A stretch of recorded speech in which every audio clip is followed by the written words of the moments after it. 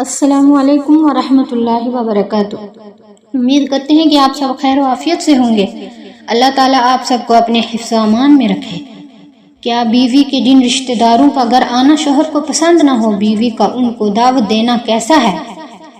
میاں بیوی کے رشتے میں شریعت نے شوہر کو بڑا درجہ اور اہمیت دی ہے۔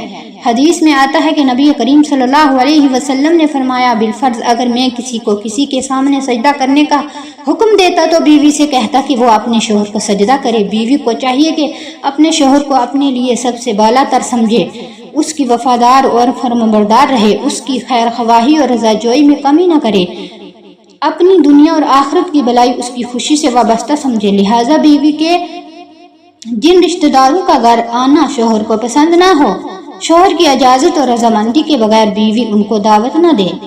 شوہر کو بھی چاہیے کہ وہ بیوی کو اللہ کی عطا کی ہوئی نعمت سمجھے، اس سے محبت کرے، اس کے جذبات کی قدر کرے، صلہ رحمی کے احکام کو سامنے رکھتے ہوئے ایسے موقع پر فیصلہ کرے اور یہ بات بھی سامنے رکھے اور اللہ تعالیٰ نے نسبی رشتے کی طرح سسرالی رشتے کو بھی اپنی نعمت شمار فرمایا ہے۔